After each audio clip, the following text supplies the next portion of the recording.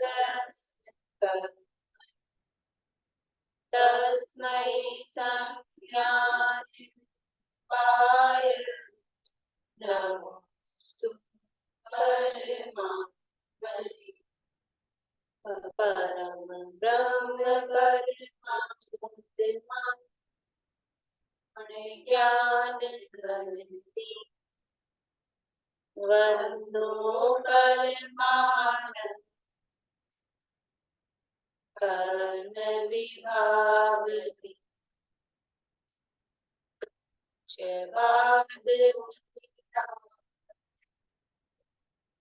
नमन करो कलिमा स्वात्म संपदा के टीका करूं प्रगटा सहज स्वभाव हुए कर्मचारी ज्ञान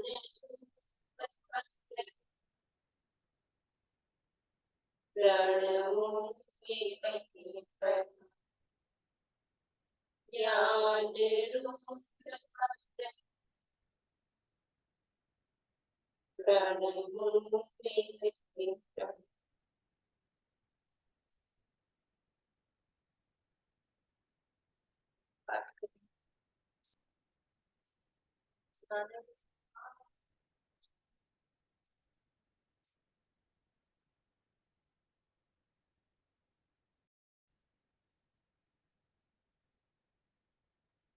श्लोकेश नामक के ग्रंथ है आचार्य पूज्यपाद स्वामी द्वारा रचित और इसके अंतर्गत आत्मा के स्वरूप का प्रकरण चल रहा है कि वो जिसका ध्यान किया जाता है ऐसे आत्मा का क्या स्वरूप है।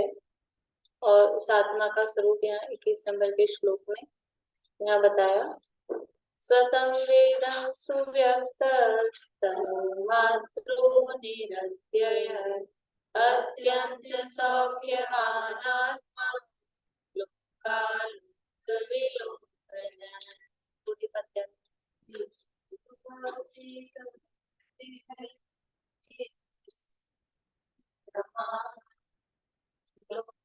लोक निहार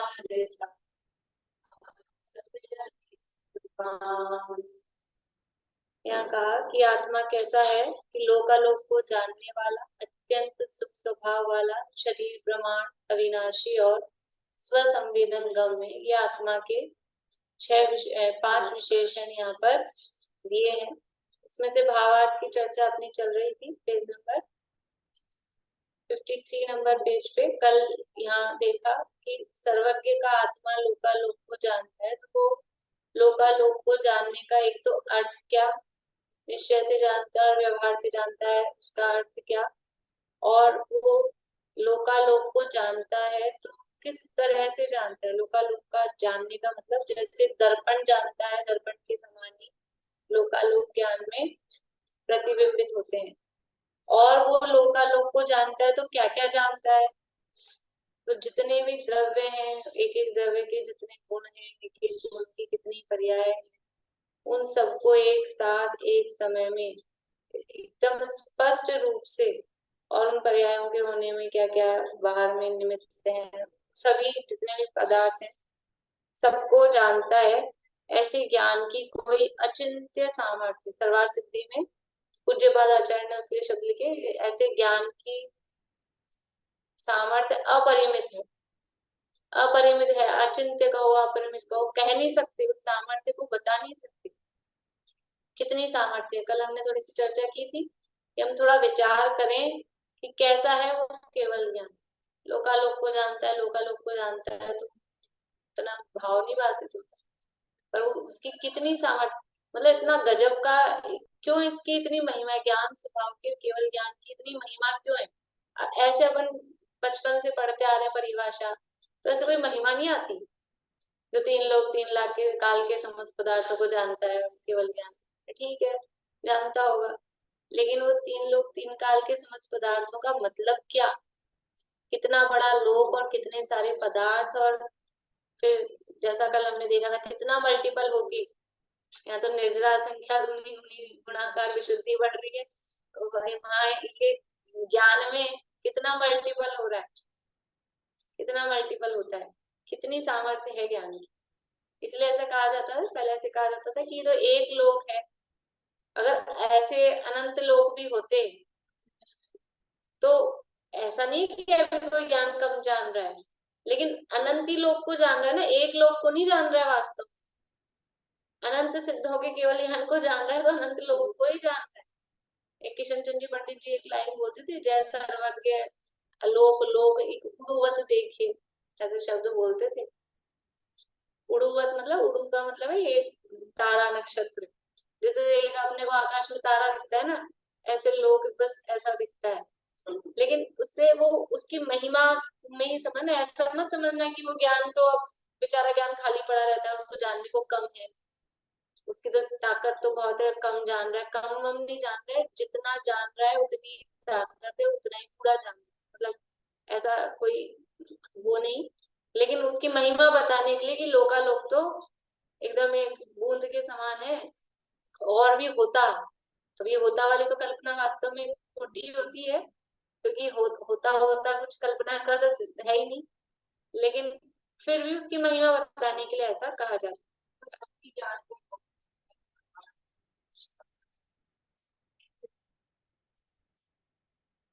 एक पे झलकते हैं, लेकिन जैसे जो खुद का केवल ज्ञान है, और खुद का केवल ज्ञान पे खुद के ज्ञान में झलकता है कि नहीं झलकता है, या अपनी भी तो ज्ञान की पर्याय झलकेगी, जब सब द्रव्यों के ज्ञान की पर्याय, सब द्रव्यों के सब गुण की पर्याय झलक रही है, तो अपना केवल ज्ञान, उसमें अनंत सिद्धों का केवल ज्ञान, वो फिर अपने ज्ञान में झलक रहा है। मतलब सोचे कभी किस तरह से कैसे होता है, कहाँ कहाँ अंदर अंदर अंदर घुसता रहता है, मतलब एक ही चीज को भी मल्टीपल मल्टीपल, क्योंकि सबका ज्ञान के साथ वैसे ही दिख रही, मल्टीपल दिखता है, मल्टीपल होता है। भाभी, हाँ बोलो। जब एक समय में सब देख लिया तो दूसरे समय में क्या देखने को बचा?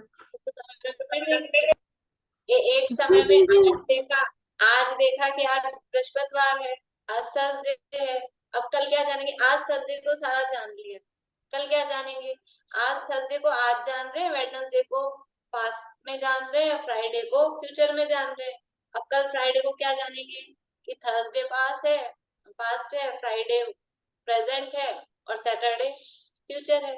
ऐसा हर समय बदल रही है ना पर्याय। पर देख तो उनने सारी पर्याय रही ना, मतलब तो क्या हुआ, झलक। जिसको जिसको अभी वर्तमान के रूप में जान रहे थे उसको भूत के रूप में जानेंगे, जिसको भविष्य के रूप में जानते थे उसको वर्तमान के रूप में जानेंगे। अब वो कोई बुद्धिपूर्वक तो जानने जा नहीं रहे, तो झलकेगा, और हर समय पदार्थों में परिणमन हो रहा है, तो हर समय का परिणमन वो वर्तमान के रूप में आता जाएगा, जो भविष्य था वो वर्तमान के रूप में आता जाएगा। बोलिए अर्चना, आवाज चालू। इतने महान ज्ञान का स्वयं के लिए कोई उपयोग भी नहीं है, और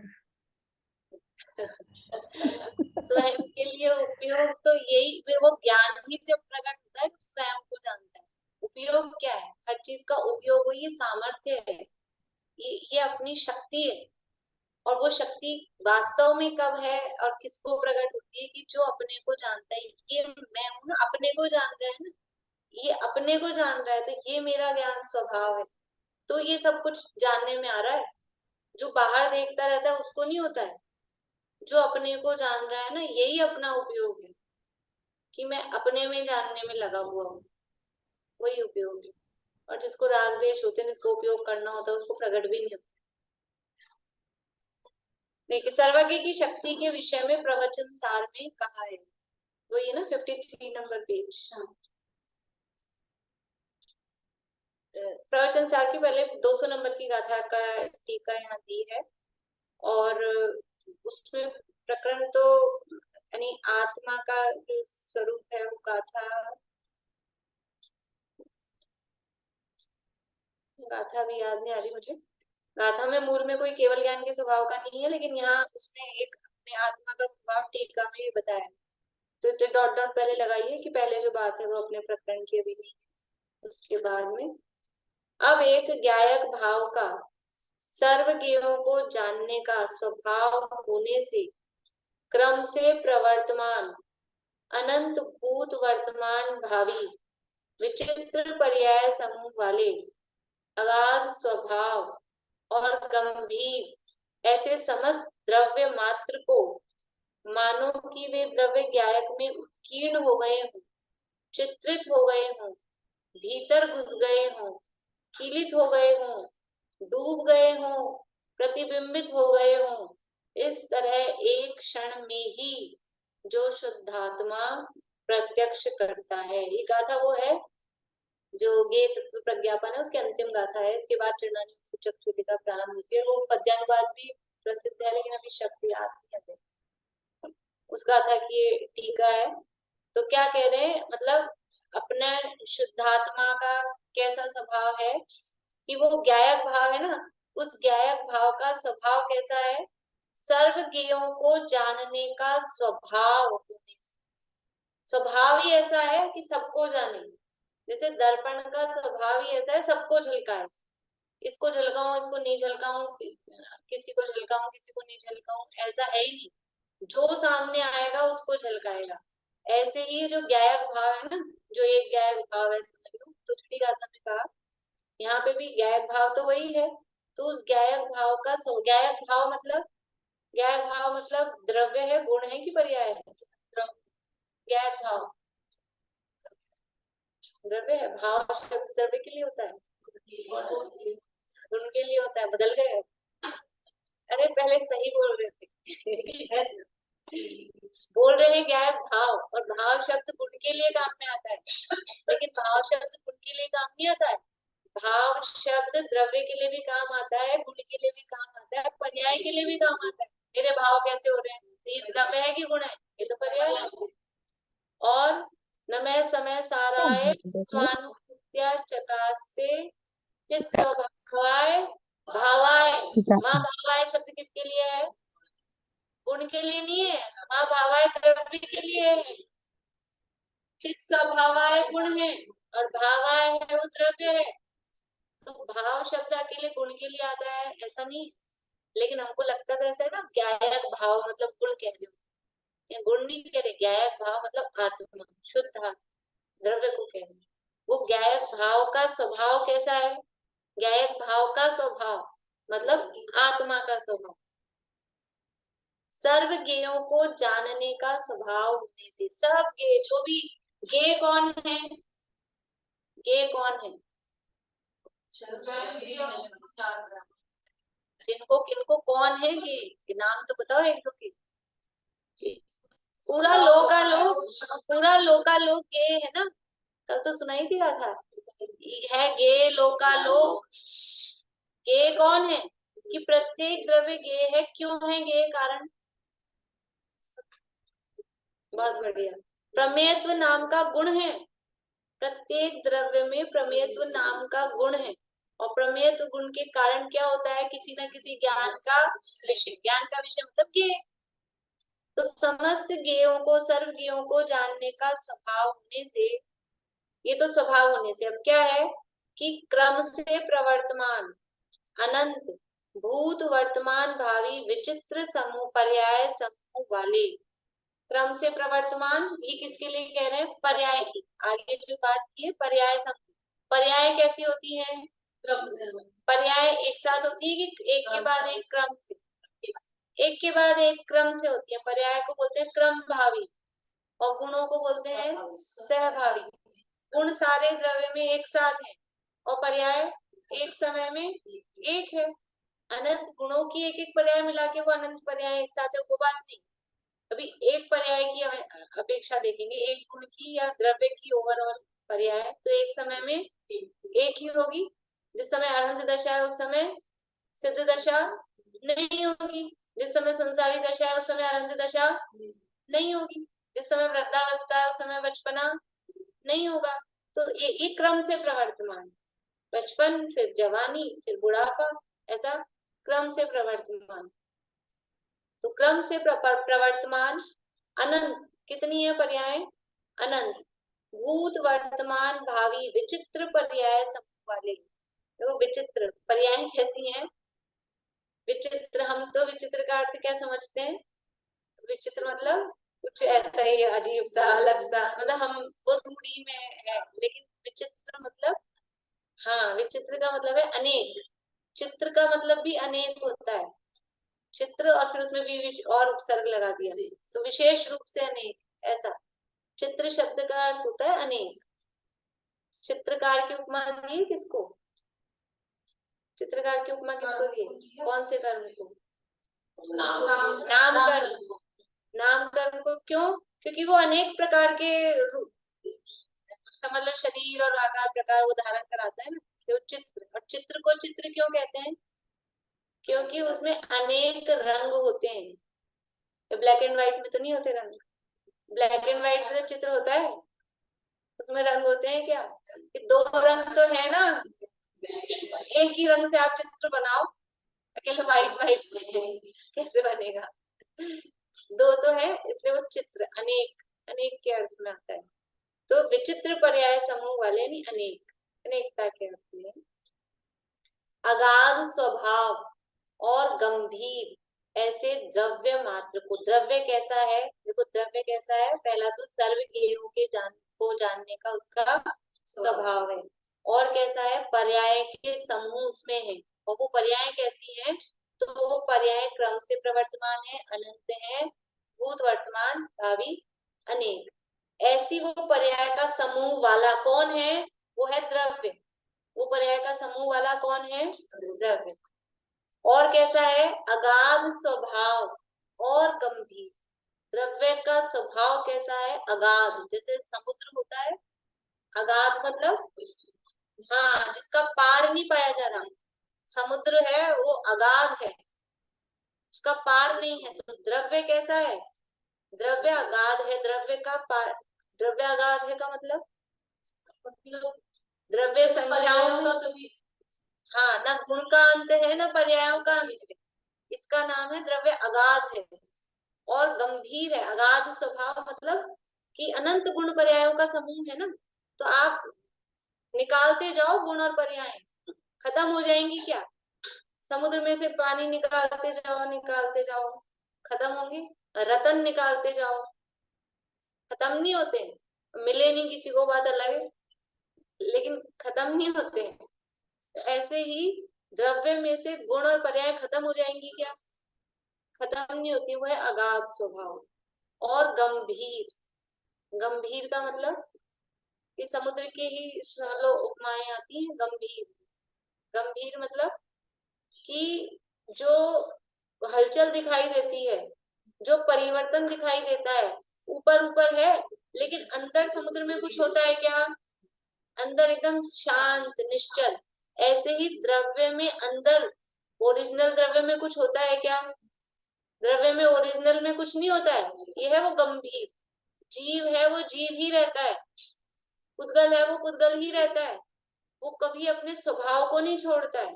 जैसे समुद्र का स्वभाव है कि वो कभी समझ लो अपनी मर्यादा तोड़ के बाहर नहीं जाएगा, भले ही कितनी लहरें आती हो छोटी मोटी। ऐसे ही द्रव्य का स्वभाव कैसा है कि वो अपनी मर्यादा भंग नहीं करेगा। एक द्रव्य दूसरे द्रव्य रूप नहीं होगा, एक गुण दूसरे गुण रूप नहीं होगा, और अनंत गुण बिखर के अलग अलग नहीं होंगे। ये उसका गंभीर स्वभाव है द्रव्य का। ऐसा गंभीर कि अपने में ही रहता है और अपना काम छोड़ के दूसरा काम नहीं करने जाता। अपनी जैसे खुद के घर के काम पड़े रहे, पहले दुनिया के काम सलटाएंगे, पहले दूसरे काम निपटाएंगे। ऐसा नहीं, गंभीर। गंभीर कौन? देखो दुनिया में भी गंभीर कौन होता है? वही तो गंभीर है, पहले अपनी पढ़ाई लिखाई पूरी करे। कौन सा बच्चा से गंभीर ना, सिंसियर, सिंसियर बोलते ना।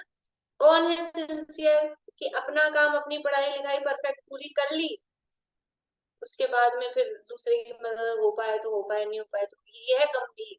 अपने जो अपना जरूरी काम है उसमें सिंसियर। तो द्रव्य का जरूरी काम क्या है? कि बस अपने गुण पर्याय रूप परिणाम हो ना, वो उसका काम है जरूरी। वस्तुत्व गुण का, वो करता है, दूसरे में अतिक्रमण नहीं करता है। शरीर को अपना मान रखा है हमने कि क्या है, अतिक्रमण है, अतिक्रमण है, इसलिए प्रतिक्रमण किया जाता है। अतिक्रमण कर रखा है ना, तो अतिक्रमण का प्रतिक्रमण करना पड़ता है। शरीर को अपना मान रखा है, अपनी मर्यादा से बाहर दूसरे को हड़पने की कोशिश कर रखी है, जो अपना नहीं है उसको हड़पना चाहते हैं। अतिक्रमण में क्या होता है, दुकानदार अतिक्रमण कर लेते हैं ना, गवर्नमेंट की जमीन घरों के बाहर पेड़ पौधे लगा लगा के अपना कर लेते हैं एरिया, कॉलोनीज में ऐसा होता रहता है, ये अतिक्रमण है। तो द्रव्य कैसा है, देखो ये द्रव्य की सारी विशेषता बता रहे हैं, द्रव्य मात्र को, है ना। अभी यहाँ डैश लगा है, इसको छोड़ो, बीच की लाइनें जो 3 लाइनें हैं उसको छोड़ो, वापस डैश इधर आओ। इस तरह एक क्षण में ही जो शुद्धात्मा प्रत्यक्ष करता है, यानी शुद्धात्मा किसको प्रत्यक्ष कर रहा है, द्रव्य को, द्रव्य मात्र को। और वो द्रव्य मात्र, द्रव्य कैसा है कि ज्ञायक भाव रूप है, सर्वज्ञों को जानने का जिसका स्वभाव है, और विचित्र पर्याय समूह वाला है।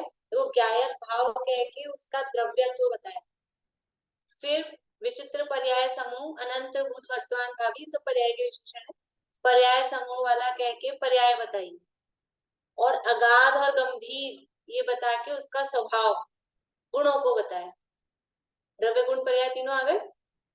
ये ऐसा, ये द्रव्य को एक ही क्षण में, ये द्रव्य कौन से द्रव्य की बात चल रही है,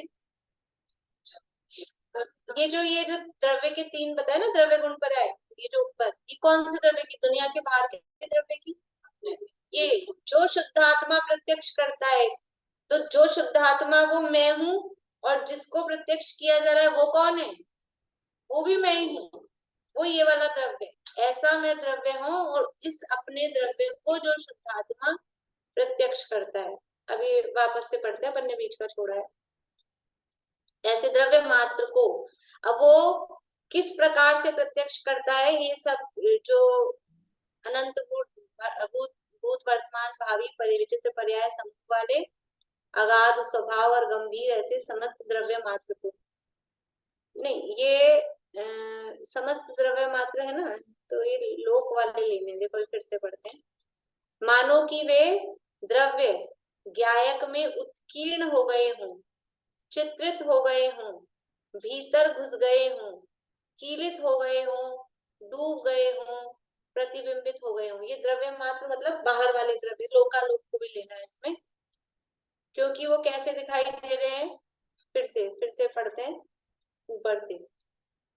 अब एक ज्ञायक भाव का सर्वज्ञों को जानने का स्वभाव होने से, क्योंकि ज्ञायक भाव का स्वभाव कैसा है, सर्वज्ञों को जानने का, तो उससे क्या है कि जो क्रम से प्रवर्तमान अनंत भूत वर्तमान भावी विचित्र पर्याय समूह वाले, अगाध स्वभाव और गंभीर ऐसे द्रव्य मात्र को, यानी जो विचित्र पर्याय जिसमें है और गंभीर और अगाध स्वभाव है, ऐसे जितने भी द्रव्य हैं, तो सभी द्रव्य ऐसे हैं।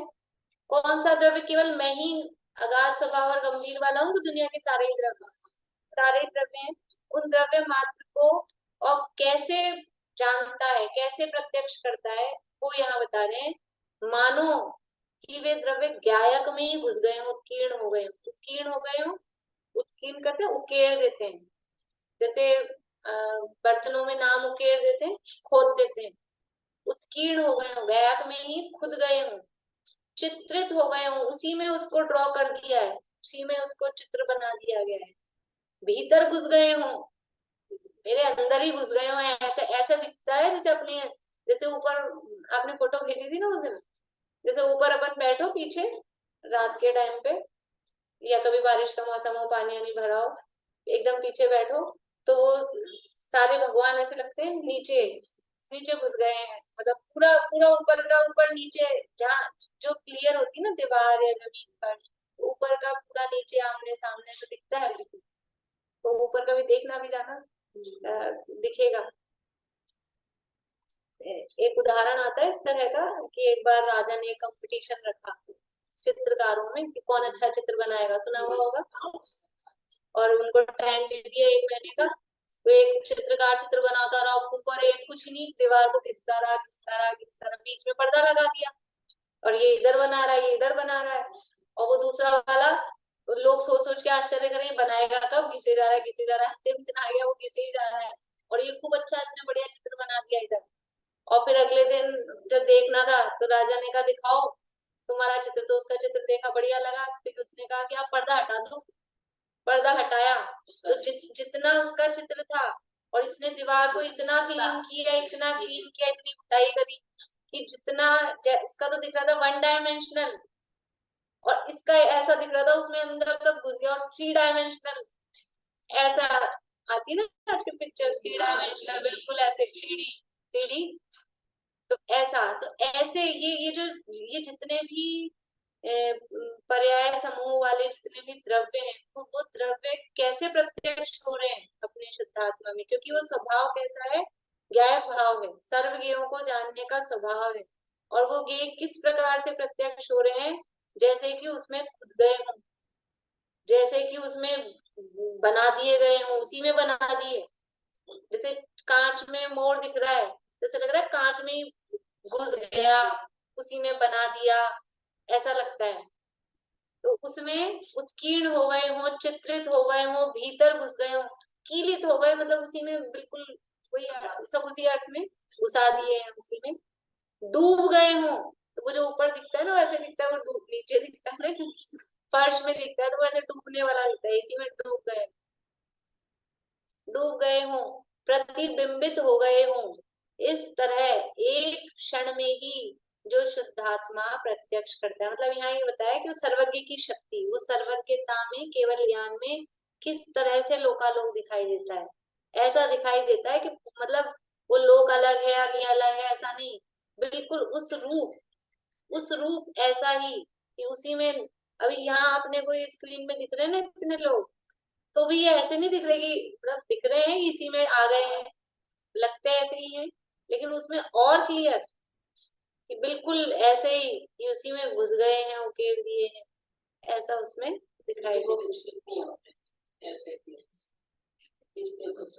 जो दादा ने लिखा है, जो लोकालोक को जानकर अप्रभावित रह सके और जो अप्रभावित रहकर लोकालोक को जान सके, उसका नाम सर्वज्ञ है। वो है सर्वज्ञ कि जाने। और ये ज्ञान प्रकट भी किसको होता है, जो अप्रभावित रहकर। जो प्रभावित होता है ना उसको ज्ञान भी नहीं होता है। जो देखो कोई भी बात होती है ना, अपनी कोई खबर हो ऐसी, तो किसको बता सकते हैं कोई ऐसी दुखद घटना है, किसको सुना सकते हैं कि जो झेल सकता है, जो अप्रभावित रह के जान सके। और पता है इनको सुनाते इनका हार्ट फेल हो जाएगा। अभी इनके साथ हुआ ना दीपक जी के, हाँ मनीषा अभी की मम्मी के साथ, वो सुनी, झेल ही नहीं पाई उतनी सी बात हुई, और वो जवाई से पहले वो चली गई। जवाई की ये हालत हुई, ये सुन के वो कई हार्ट फेल हो गया बैठी, कमजोर थी, बीमार तो थी।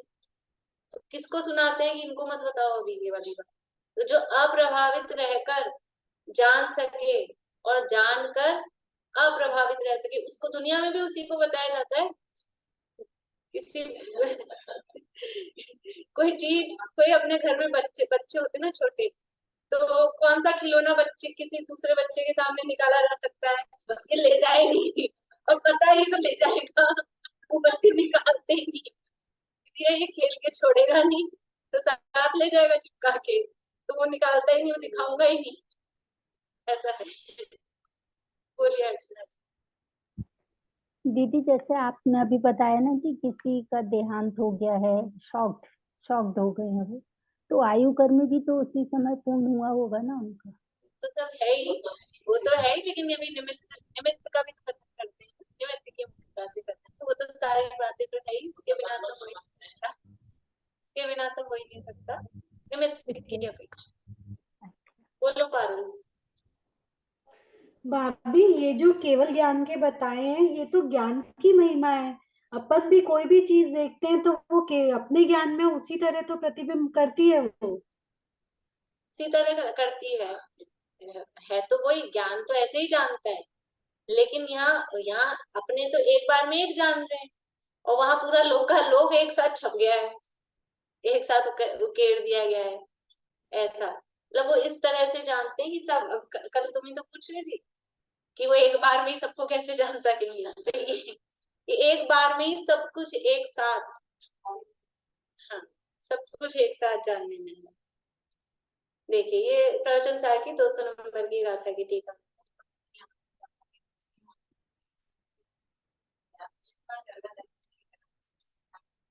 जितने ज्यादा हम अप्रभावित रहते हैं, यानी जितनी कषाय मंत्र है, अप्रभावित रहना मतलब कषाय मंत्र, उतने ही ज्ञान में समझ लो सूक्ष्म बढ़ता जाता है, उसकी वृद्धि होती जाती है उस हिसाब से।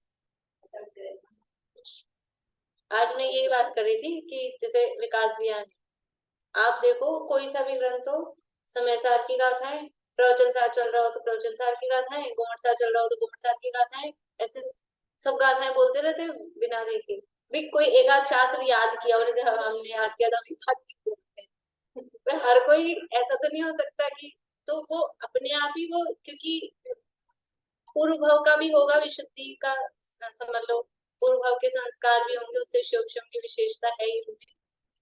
और वर्तमान में भी क्या है कि घर गृहस्थी का संकलेश कम है, क्योंकि हम अब गृहस्थी तो उनकी हुई लेकिन फंसे नहीं ना उसमें, बच्चे होते हैं आगे बढ़ता है, तो ये वो घर वाले भी कहते हैं हम इनको जरा फ्री रखते हैं, तो जिससे संकलेश, ये घर गृहस्थी काम हो गया, नल टपक रहा है, आज ये खराब हो रहा है, तो मतलब फिर उपयोग उसमें नहीं लगता है ना।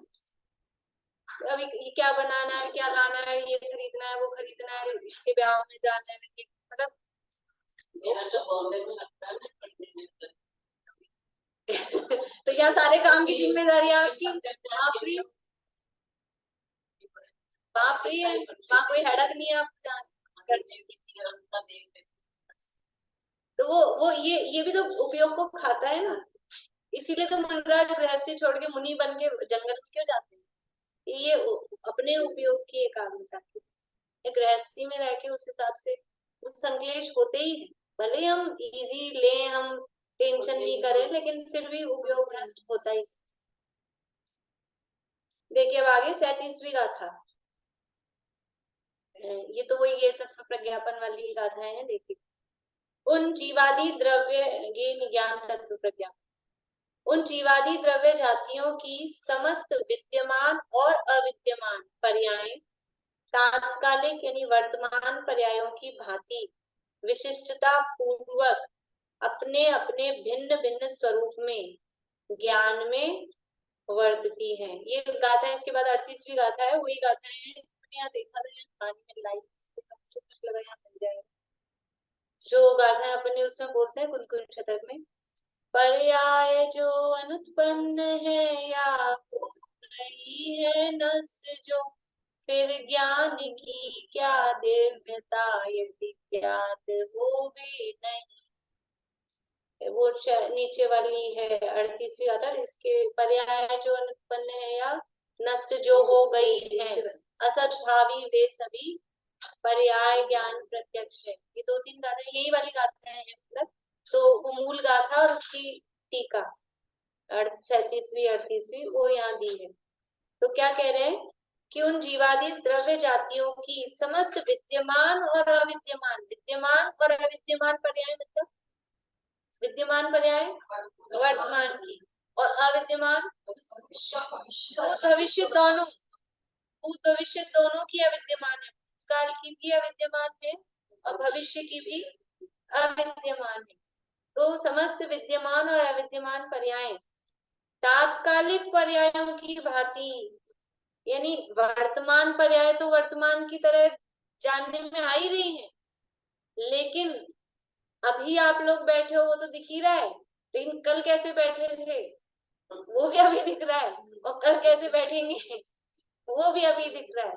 वो तीनों विद्यमान और अविद्यमान तीनों काल की पर्याय तात्कालिक यानी वर्तमान पर्यायों की भांति और विशिष्टता पूर्वक, कि कल आके बैठोगे ऐसे सामान्य हमको पता ही है, कल भी आके सब बैठेंगे, ऐसा नहीं, विशिष्टता पूर्वक कौन कितने सेंटीमीटर पे कहाँ कैसे बैठेगा, कितना किसकेगा, कौन कब अपनी कुर्सी किसको खाली करके देगा ये सारी सब बिल्कुल विशिष्टता पूर्वक अपने अपने भिन्न भिन्न स्वरूप। देखो ऐसा तो मान सकते हैं कि हाँ सबको जानता है, तो हम सबको, हम इस पूरे कमरे को जान रहे हैं तो जान रहे हैं, लेकिन ऐसे नहीं जानना, विशिष्टता पूर्वक कोना कोना चप्पा चप्पा बिल्कुल एक एक अच्छी तरह। हाँ हाँ, वो है विशिष्टता पूर्वक। विशिष्टता पूर्वक का मतलब है हर द्रव्य के हर गुण की हर पर्याय एक एक पर्याय, यह है उसकी विशिष्टता पूर्वक। सामान्य एक ओवरऑल जान लिया, न्यूज़पेपर में फोटो आती है जैसे हॉल के गेट पे खड़े होके देख लिया चल रहा है कार्यक्रम, ऐसा नहीं। एक व्यक्ति को अच्छे से एक एक की शक्ल देख देख के ये है ये है ये है ये है ये है, ऐसा ऐसा विशिष्टता पूर्वक तो जान लेते होंगे 2-4 घंटे में एक साथ एक समय, हर समय यही कार्यक्रम चलता है। सबका भिन्न भिन्न स्वरूप, बिल्कुल एक एक बाल, अब तो बाल ही कम हो गए उनको जानने को ही कम को भी जानते हैं, जो ज्यादा थे तब भी जानते हैं कम है। और वो जो उसमें भरे थे पल्ले में रोम खंड, एक एक रोम को और उसके टुकड़े असंख्यात, एक एक रोम के सबको इतनी विशिष्टता तभी तो बताया, बिना जाने बताते कैसे भी।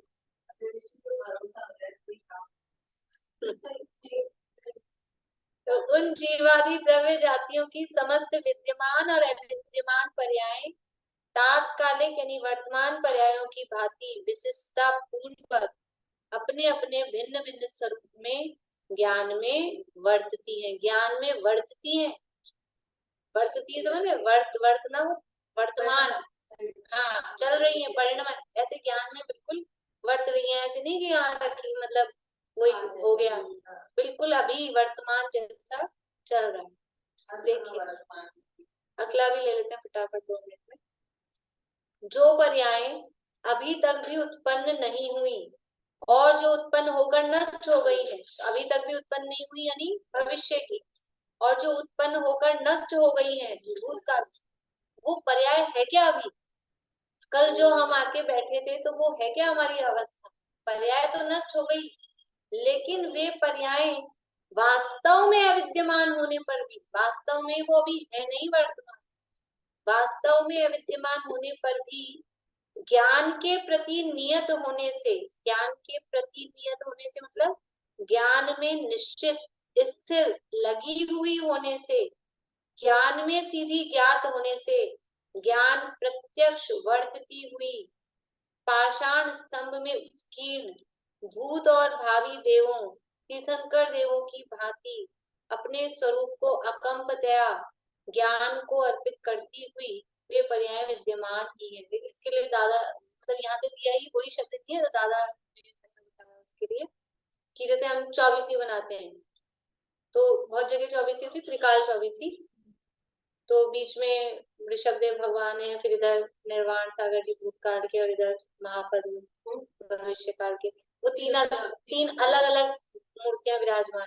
ऐसी नहीं, एक ही पत्थर है, एक ही पत्थर है और उसी में उत्कीर्ण किए हैं, ये भूतकालीन, ये वर्तमानकालीन, ये भविष्यकालीन।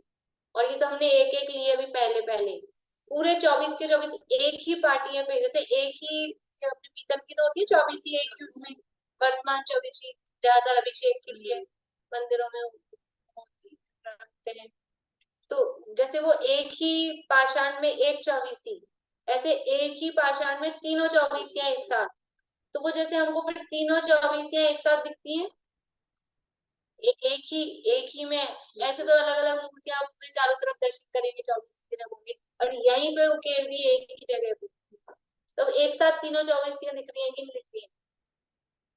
ये उदाहरण दिया है यहाँ पर कि वो पाषाण स्तंभ में उत्कीर्ण, पाषाण स्तंभ एक पत्थर का स्तंभ है, खंबा है, उसमें उत्कीर्ण, उसमें खोदी गई है भूत और भावी देवों, कौन से देव है? तीर्थंकर देवों की भांति भूतकाल की भी 24 यहाँ है, भविष्य की भी 24 है और वर्तमान की भी। तो जैसे वो बिल्कुल, और वो अकंप, अब एक ही जगह है ना, हमको भी कंपायमान नहीं होना, हिलना डुलना नहीं वही दिख रही है, और वो तो अकंप है ही, पाषाण स्तंभ में है, तो उसमें तो कोई फेरबदल है ही नहीं। तो वैसे ही अपने स्वरूप को अकंपतया यानी ज्ञान को अर्पित करती हुई वे पर्याय विद्यमान है। फिर से ऊपर से पढ़ते हैं। जो पर्याय अभी तक भी उत्पन्न नहीं हुई और जो उत्पन्न होकर नष्ट हो गई है, मतलब जो वास्तव में अविद्यमान है, अविद्यमान होने पर भी वो ज्ञान के प्रति नियत है, मतलब ज्ञान में सीधी ज्ञात हो रही है, भले ही वो नहीं है, वो नहीं है वर्तमान में, नहीं होने पर भी बहुत सारी चीजें, बहुत अपने को आज भी ऐसा हम बोलते हैं, मुझे आज भी बिल्कुल वो शब्द याद है वो तो हमको याद रहते हैं जो कषायों के होते हैं। और बहुत सारी बातें भी ऐसे हमको दिखती है ना, ऐसी कैसे मुझे दिख रहा है कि कैसे क्या हुआ था, कभी कभी कुछ कुछ जो भी जिसको जो प्रसंग अच्छा लगता हो वो उसको दिखता है, किसी को अपनी शादी का, किसी को किसी का, कुछ भी जो भी, तो वो दिखता है। तो मुझे बिल्कुल दिख रहा है क्लियर ऐसा। अभी अपने घर में आंटी आपके अलमारी में जो साड़ी जहाँ टंगी वो दिख रही है कि नहीं दिख रही है? दिखती है, बिल्कुल दिख रही है क्लियर कि वहां है, दिखती है।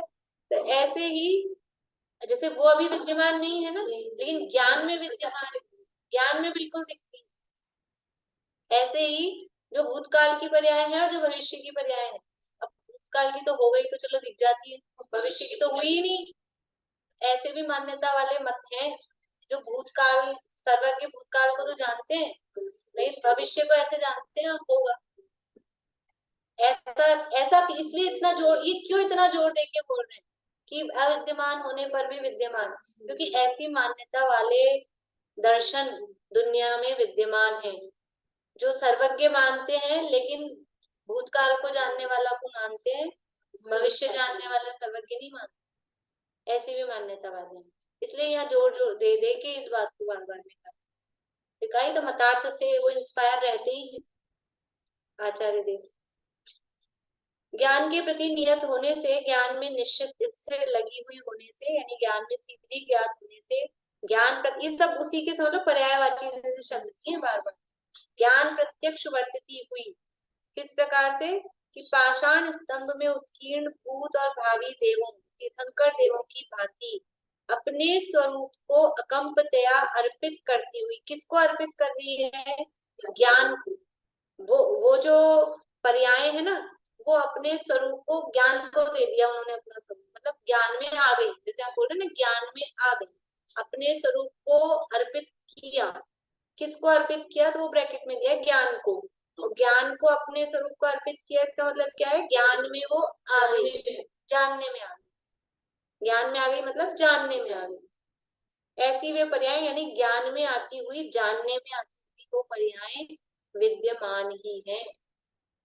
पर्याय जो अनुत्पन्न है या हो गई है नष्ट, जो असद्भावी, वे सभी वो असद्भावी हैं, अविद्यमान है, फिर भी पर्याय ज्ञान प्रत्यक्ष, ज्ञान में वो प्रत्यक्ष है, वर्तमान, सद्ज्ञान में वर्तमान ही, सब ज्ञान में एक और ऐसी है, सद्ज्ञान में वर्तमान ही, ये सभी इन्हीं गाथाओं में ऐसे, ऐसा भी पद्यानुवाद है। तो मतलब वो ज्ञान में सब वर्तमान ही है। एक और है, इससे संबंधित, समय तो अपना हो गया, लेकिन मैं सोच रही ये प्रकरण पूरा हो जाएगा, आगे वाला और देख लीजिए। इस प्रकार गाथा 37 का भावार्थ है, बिल्कुल रिलेटेड। पहले अपने 37वीं गाथा दी थी, उसके बाद में 38वीं गाथा की टीका दी, और 37वीं गाथा का भावार्थ। तो वो पर्याय समाधि, फिर दूसरी पर्याय होगी पर्याय हर समय समा गई, मतलब हर समय जो त्रिकालवर्ती पर्याय है वो ज्ञान में जानने में आ रही है, तो हर समय वो समा गई। फिर अगला समय आया, फिर त्रिकालवर्ती पर्याय जानने में आ रही है, तो वो दूसरे समय में समा गई। फिर तीसरा समय आया, तो वो तो हर समय बदल रहा है ना, हर समय समा रही है, ज्ञान में जानने में आ रही है। तो हर समय उसमें अर्पित हो रही है, हर समय अर्पित हो रही है। इस प्रकार आत्मा की अद्भुत ज्ञान शक्ति और द्रव्यों की अद्भुत ज्ञेयत्व शक्ति के कारण केवल ज्ञान में समस्त जीवों की तीनों काल की पर्यायों का एक ही समय में भासित होना अविरुद्ध है। एक तो ज्ञान की शक्ति और ज्ञेयों की भी तो शक्ति है जानने में आने की। तो ये आत्मा की अद्भुत ज्ञान शक्ति और द्रव्यों की अद्भुत ज्ञेयत्व शक्ति दोनों अचिंत्य हैं। अगर प्रमेयत्व गुण नहीं होता दुनिया में, ज्ञान नहीं होता, तो कहाँ रहते रहते अविचारी उसमें है ना। यदि या जग मंदिर में अनिवार्य ज्ञान अंधेर छयो अति भारी, श्री जिन की धुनी दीप सिखासम जो नहीं होत प्रकाश न हावी, तो किस भांति पदार्थ पाती कहाँ रहते रहते अविचारी। कैसे जानने में आती, वो तो दिव्य ध्वनि के माध्यम से जिनवाणी की महिमा है, लेकिन ज्ञान नहीं होता दुनिया में तो सूरज चांद सितारे कौन जानता। कौन जानने की शक्ति तो क्यों में जलाने की शक्ति, लेकिन अगर ज्ञान ही जानने वाला ना हो, ज्ञान में जानने की शक्ति नहीं हो तो गे क्या करेंगे कि उनमें गेयों में जानने में आने की शक्ति तो है कि ज्ञान में आए, लेकिन ज्ञान ही नहीं हो दुनिया में जानने वाला, तो फिर क्या करेंगे। वो शक्ति भी तभी है जब दोनों हैं। अकेली शक्ति यूजलेस नहीं होती कभी भी। ज्ञान में ये शक्ति इसीलिए है क्योंकि ज्ञेय है, और ज्ञेयों में जानने में आने की शक्ति इसलिए है क्योंकि ज्ञान है। तो ज्ञेय भी जो जानने में आएंगे वही आएंगे, जरूरी थोड़ी है कि तभी तो जानने में केवल ज्ञान की बात चल रही है ना, केवल ज्ञान की बात चलती है। जो आएंगे सो आएंगे नहीं है, सब आएंगे, कुछ नहीं रह सकता छद्मस की बात चल रही। तो इस प्रकार आत्मा की अद्भुत ज्ञान शक्ति और द्रव्यों की अद्भुत ज्ञेयत्व शक्ति के कारण केवल ज्ञान में समस्त जीवों की तीनों काल की पर्यायों का एक ही समय में भासित होना। समस्त जीवों की लिखा, समस्त द्रव्यों की तीनों कालों की पर्यायों का एक ही समय में भासित होना अविरुद्ध है। अविरुद्ध है मतलब इसमें कोई बाधा नहीं आती, कोई विरोधाभास नहीं है कि एक साथ कैसे जानने में आ जाएंगी। एक साथ कैसे जानने में आ जाएंगी तीनों काल की, एक साथ जानने में आ सकती है क्योंकि ये शक्ति ज्ञेयों में ऐसी शक्ति है कि वो ज्ञान में आए, और ज्ञान में ऐसी शक्ति है। ज्ञेयों में तो फिर भी सिर्फ दूसरों को जानने की शक्ति है, लेकिन ज्ञान में दोनों है ना, दोनों आत्मा में। हाँ, आत्मा में प्रमेयत्व गुण भी है और ज्ञान गुण भी है। जीव में तो दोनों गुण है, और बाकी 5 द्रव्यों में अकेला प्रमेयत्व गुण है, ज्ञान गुण नहीं। इसलिए जीव विशिष्ट है, इसलिए जीव की महिमा है, ज्ञान की महिमा है, ज्ञान की ही महिमा होती है दुनिया में भी, लोक में भी। तो ये ज्ञान महिमा है, ये ज्ञान के ऐसे ज्ञान होता है। ये अपने स्वभाव को पहचानेगा तभी तो वो स्वभाव प्रकट होगा। कल परसों कहते ना प्राप्त की प्राप्ति होती है, तो इस स्वभाव को प्राप्त किया हुआ है, और उस स्वभाव को देखो, स्वभाव प्राप्त है, ये एक तरह की प्राप्ति। फिर अब इस स्वभाव की स्वीकृति, वो दूसरी तरह की प्राप्ति, और फिर पर्याय में वो स्वभाव प्रकट हो जाना, वो तीसरी तरह की प्राप्ति। एक तो द्रव्य रूप से प्राप्ति, फिर उसकी स्वीकृति, ये भी प्राप्ति है। स्वीकृति होना कि मिल गया हमको, तो ऐसा कहते हैं कि नहीं, स्वीकार होते ही वो योग्योपादान नहीं। जैसे मान लो कि आप यहाँ बैठे हो, कोई चीज गुम गई, कोई चाबी आपको नहीं मिल रही थी, है ना, और घर में ढूंढी करी, और फिर एकदम से आप बोलते मिल गई, तो दिखाओ कहाँ मिल गई, कि नहीं मुझे याद आ गया, मैंने वहां छोड़ दी थी, मंदिर यहाँ गई थी, पाठशाला में यहाँ पे छोड़ दी, तो मिल गई बोलते हैं ना, ये स्वीकृति हो गई, ये मिल गई। और फिर जब आप आके उठा लोगे यहाँ पे, तो पर्याय में प्राप्ति होगी। 3 तरह से प्राप्ति है। तो ये जो कहाँ से आया था प्राप्ति शब्द, तो वो ज्ञान की बात है ना, उसका विश्वास। हाँ, उसका विश्वास। तो जो पहले ज्ञान है, स्वीकृति से पहले वाला ज्ञान हो, स्वीकृति से पहले वाला है स्वभाव, ये स्वभाव प्राप्त है, ये तो स्वभाव है ही। अगर यही नहीं होता तो ये और ये कहाँ से आते? अगर ये स्वभाव ही नहीं होता हमारे पास में तो फिर स्वीकृति किसकी करते और प्राप्ति किसकी करते? मतलब स्वीकृति को ज्ञान का श्रद्धा। हाँ, स्वीकृति है श्रद्धान। श्रद्धान का नाम स्वीकृति। तो प्राप्त की प्राप्ति होती है, ये स्वभाव प्राप्त है, फिर उसकी स्वीकृति वाला प्राप्त है, तब ये प्राप्ति पर्याय में प्राप्ति। और ये स्वभाव प्राप्त है तो ये वाली प्राप्ति हो रही, और ये वाला प्राप्त है तो ये वाली प्राप्ति। तो अपन जो भी कहते रहते आत्मा वो स्वीकृति वाला। हाँ, अभी स्वीकृति नहीं है अभी तो स्वीकृति की नकल भी नहीं है, नकल भी नहीं, अभी तो एक्टिंग भी नहीं है उसकी, ऐसे ही चल रहा है। पर वो स्वीकृति हो, ये सब ये क्यों इतना कहा है कि उसकी स्वीकृति हमको हो। इस स्वभाव तो है और इस स्वभाव को स्वीकार करना है और कुछ नहीं करना है, करना कुछ नहीं है। सबके पास है, सबके पल्ले लाल, लाल बिना कोई नहीं। काय भय कंगाल, गांठ खोल देखी नहीं। स्वीकृति नहीं, स्वीकृति कर ले, फिर बाकी तो स्वीकृति करना मतलब पटरी पे लग गई, फिर वो ऑटोमेटिक मशीन में बाकी काम तो ऑटोमेटिक हो जाएगा, पर्याय वाला हो जाएगा। इस तरह से ये ज्ञान के चिंत महिमा, ये लोकालोक विलोकना की चर्चा हो गई है। अब ये बाकी विशेषणों की शेष चर्चा अपन कल करेंगे।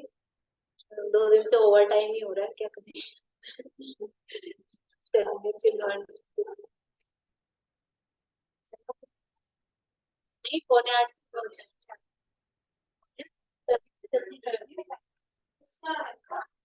अमन का होता है, लेकिन अपने को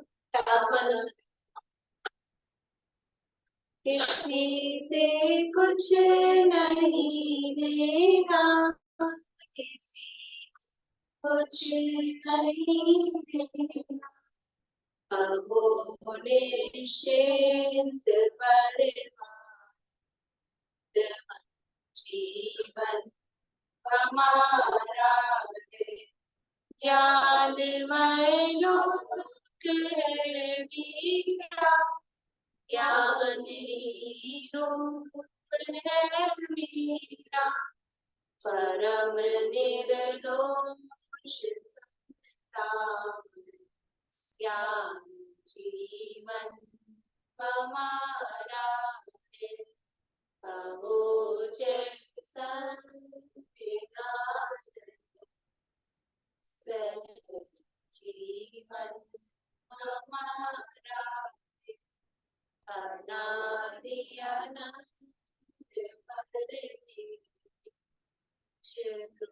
जीवन हमारा।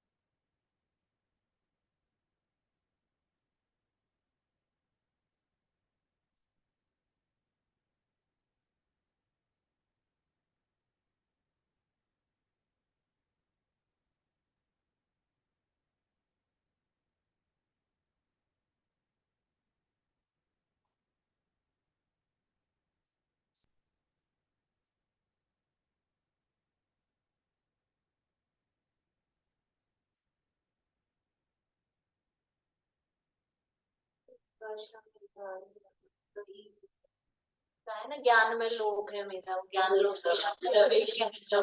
कैसा ज्ञान में लोग है।